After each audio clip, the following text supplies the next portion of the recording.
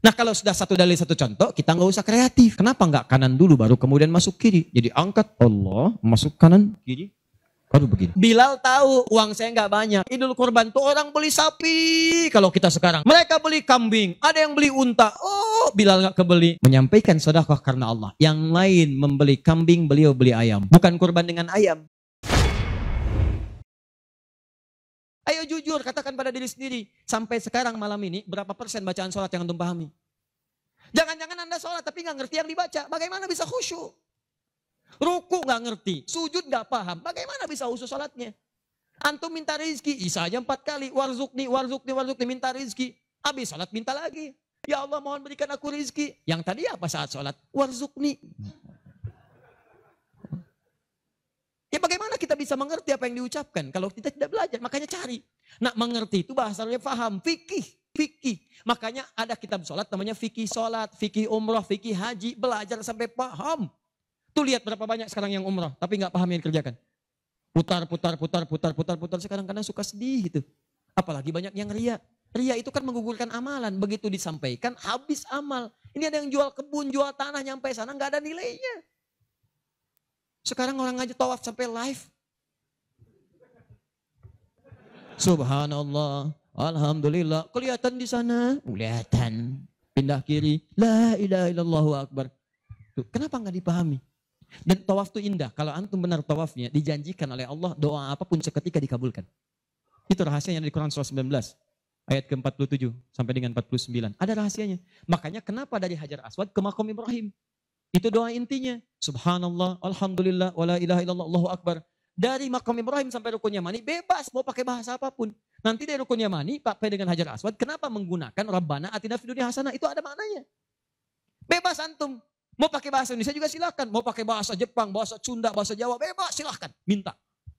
Kadang kasihan, minta enggak, yang dibaca enggak paham dan sebagainya. Ada tuh dulu waktu saya tugas di Saudi 2010. Ini hebat walaupun tidak harus ditiru begitu caranya. Tapi dia benar. Dia minta dengan bahasanya. Di multazam dia mau, ya Allah. Hamba mohon ya Allah. Hamba datang ke sini minta. Gak banyak, cuman minta berikan jodoh. Hamba belum menikah ya Allah. Mohon karuniakan jodoh terbaik. Depan Ka'bah di multazam. Tiba-tiba datang perempuan. Tinggi, putih, hidungnya mancung. Langsung ditunjuk, kasih contoh. Kayak gini ya Allah. Saya beneran tuh, gak bercanda. Tapi apa yang terjadi? Karena dia minta yang dibutuhkan, dia paham apa yang dibacakan, dikabulkan oleh Allah. Pulang nikah, walaupun bukan dengan yang tadi. Menikah. Ada lagi yang lain gelantungan di multazam, langsung mengatakan, ya Allah, hamba datang ini banyak hutang. Engkau pasti tahu hamba ya Allah. Engkau mengerti hamba, kesini pun hamba utang. Kalau tidak percaya, ini catatannya ya Allah. Benar. Pulang lunas gitu kan. Nah dia ngerti yang dibaca. Kadang-kadang kita kerjakan sesuatu yang kita pahami. Makanya yuk ngaji sampai paham. Enak kalau sudah begitu. Begitu Anda memahami sesuatu, nah ilmu naik. Kalau orang paham, itu ciri yang pertama, dibawa ke ibadah mudah. Yang kedua, perluaskan wawasan. Karena dalam fikih itu ada hal-hal tertentu yang menjadi kemudahan. Bukan harus itu saja yang dikerjakan. Babnya dalam fikih. Fikihnya nanti dalam kajian madhab. Madhab itu ada muqarin, turunannya ada pilihan. Pilihan-pilihan itu membuat kita lebih mudah. Ada yang tanpa pilihan, satu dalil, satu contoh. Itu artinya semua dipandang bisa. Contoh, angkat tangannya, begitu ngangkat tangan langsung letakkan yang telapak kanan di punggung yang kiri. Angkat, Abu Daud misalnya. Begitu Anda angkat, fawadha yadahul yumna lal yusra, letakkan yang kanan telapaknya di punggung yang kiri. Antara mengangkat dengan meletakkan pakai fa, harfu atfin rabitin baina syai'aini bila hudud. Paham? Harfu atfin huruf sambung, rabitin yang mengikat baina syai'aini antara dua hal. Pekerjaan pertama dengan yang kedua bila hudud tanpa jeda. Pertama mengangkat tangan, kedua meletakkan. Antara mengangkat dengan meletakkan tanpa jeda, angkat langsung letakkan. Letakkan yang telapak kanan di punggung yang kiri, letakkan, selesai. Ini satu dalil, satu contoh. Nah kalau sudah satu dalil, satu contoh, kita nggak usah kreatif. Misal, tapi saya tidak bermaksud menyalahkan ya. Kalau ada, silakan dapatkan dalilnya, sampaikan dan saya pelajari. Angkat misalnya. Letakkan langsung. Gak enak Ustadz. Masa kiri duluan? Kanan kan bagus. Kiri kan kurang bagus. Kenapa nggak kanan dulu baru kemudian masuk kiri? Jadi angkat Allah, masuk kanan, kiri. Baru begini. Kadang-kadang kaki naik dikit. Nah, angkat. Nah ini yang seperti ini. Kalau saya prinsipnya, kalau belum menemukan dalilnya, maka cukupkan pada itu saja. Makanya cuma satu dalilnya. Silahkan cek. Di kitab hadis palsu pun, saking palsunya tidak akan ditemukan. Dan kabar gembira, pemalsu hadis pun tidak tertarik memasukkan hadis ini, saking jelasnya. Jelas. Silakan cari. Saya pernah lihat di koleksi kitab hadis, ada 1235 kitab hadis. Cari nggak ketemu. Saking jelasnya gitu kan. Ya ini satu. Tapi kalau ada pilihan, itu artinya, maaf, umat itu dipandang tidak semua bisa mengerjakan satu yang sama. Maka silakan pilih yang memudahkan antum. Misal dalam sujud, ini antum mau sujud nih. Dari inti dalam sami Allah liman hamidah. Akan sujud. Kan cuma dua caranya. Kalau tidak dengan lutut, dengan telapak tangan. Ayo, yang pakai lutut siapa? Mau sujud pakai lutut dulu. Yang pakai telapak tangan? Yang nggak pakai lutut, nggak pakai telapak tangan. Angkat tangan, ayo. Nah ini dia. Ini saya serius nih. Di Bekasi pernah kejadian suami istri nggak tegur sapa semalaman gara-gara persoalan ini. Suami pulang dari kantor macet nyampe rumah lewat isya yang ke masjid sholat di rumah. Begitu sholat yang turun lutut duluan. Istri melihat begitu selesai tanpa muqaddimah. Istri langsung berkata, papa sholatnya tidak sesuai sunnah.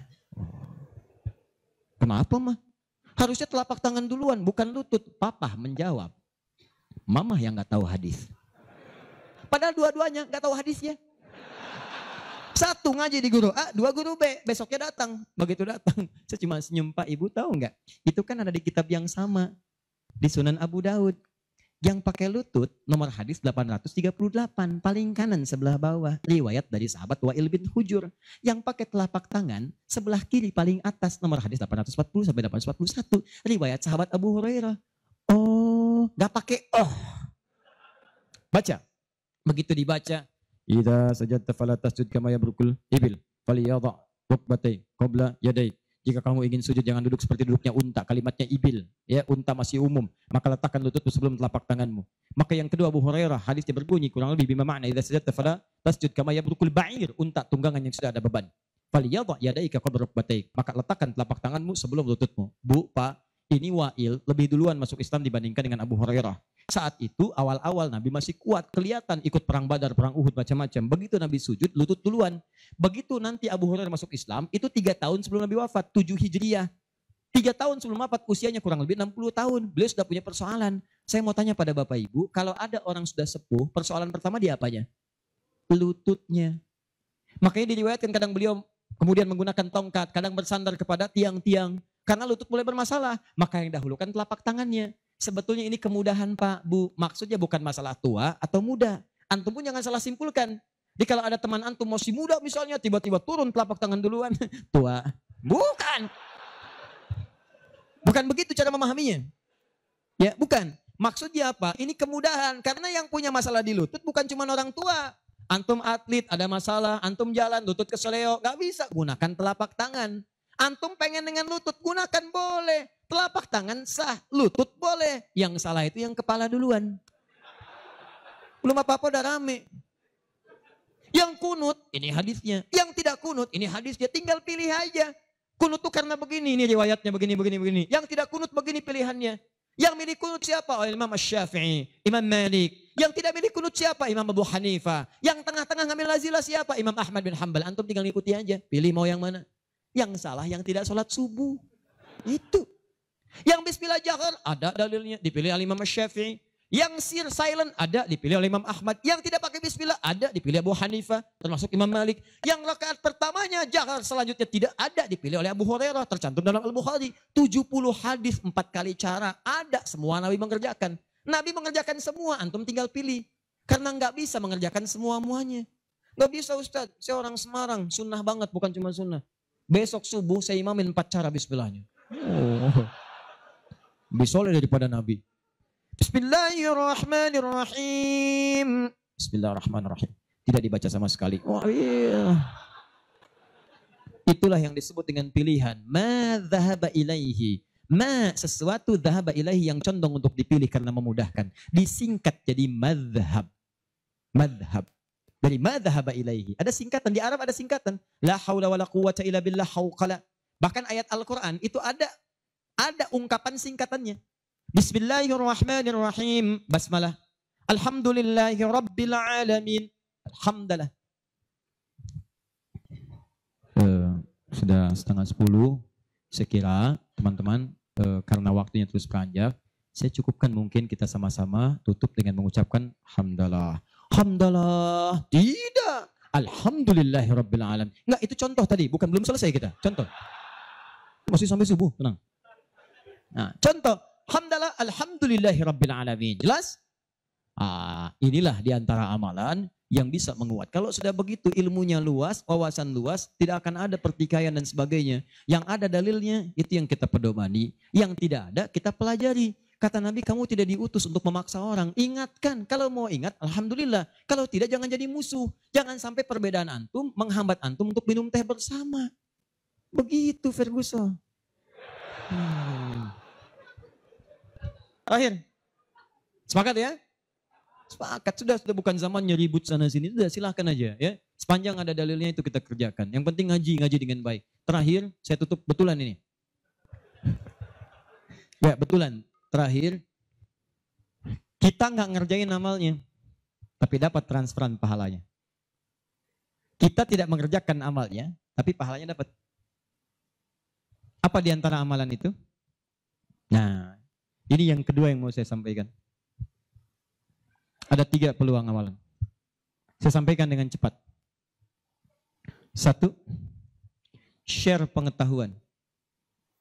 Sharing, bagi.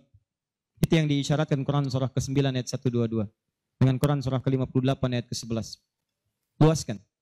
Ya ayyuhalladzina amanu idza qila lakum tafassahu fil masajid. Ya fil majalis, fafsahu yafsahillahu lakum.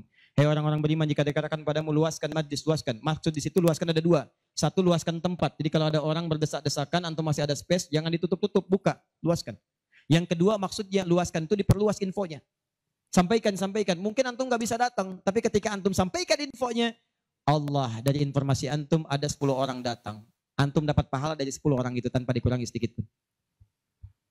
Bagaimana Ustadz kalau kita nge-share aja tapi gak usah datang, semua nge-share gitu kan, dikosongnya. Tidak, itu prinsip pertama. Luaskan kebaikan. 2,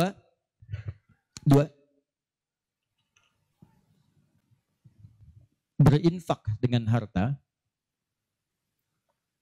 pada amalan berganda. Berinfak dengan harta pada amalan berganda. Maksudnya sedekah jariyah. Contoh, tadi kan saya contohkan 4 kan? 4 ya? Masih ingat tadi? Di antara 4 itu, bukankah ada interaksi dengan Al-Quran? Baca, menghafalnya. Nih, antum punya modal 50.000, pengen infak.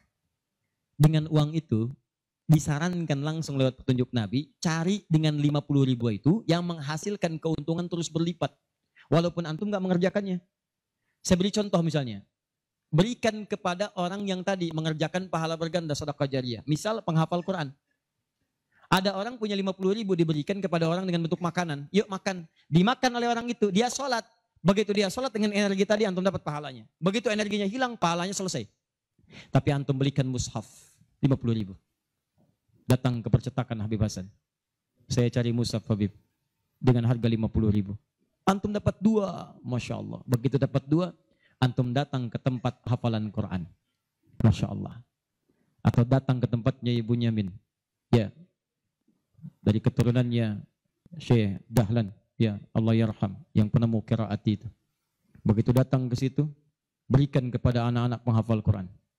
Atau ke tempat-tempat penghafal Quran, datang ke Yanbu, ke Kudus, berikan. Modal cuma 50.000, mushaf 2 diberikan kepada penghafal Quran. Tadi sudah saya katakan dari awal, hafal Quran itu penghafal nggak akan pernah menghafalkan dengan satu bacaan, dia akan mengulang-ulang.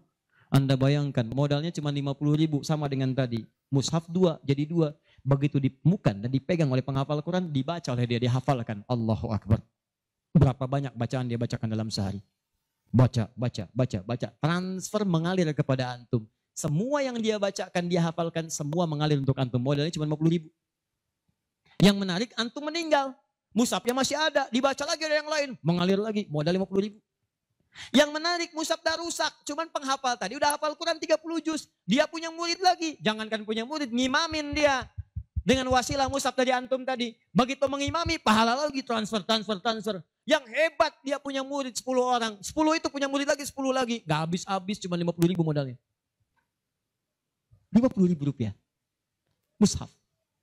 Itu yang disebut amalan cerdas. Waktu kita terbatas. Cuma apa yang kita dapatkan itu yang kita cari. Itu sahabat tuh begitu. Bilal tahu uang saya nggak banyak. Nggak tahu beliau, saya nggak punya banyak uang. Idul Kurban tuh orang beli sapi kalau kita sekarang. Mereka beli kambing, ada yang beli unta. Oh, Bilal nggak kebeli. Tapi saya pengen intinya satu. Pengen menyampaikan sedekah karena Allah. Yang lain membeli kambing, beliau beli ayam. Bukan kurban dengan ayam. Tapi intinya bagaimana berusaha menabung untuk mendapatkan sesuatu bersedekah karena Allah di hari itu. Dan nilainya itu luar biasa dipuji oleh Nabi SAW. Termasuk Ibnu Abbas dibiasakan demikian. Dipuji oleh Nabi. Makanya mulai teman-teman sekalian. Dan penghafal Quran gak akan pilih-pilih. Musab siapa tuh? Ini wakafnya Pak Haji Yunus. Udah banyak pahalanya. Satu huruf aja. Oh gitu ya? Iya. Qaf. Lam. Gak ada. Baca. Paham ya?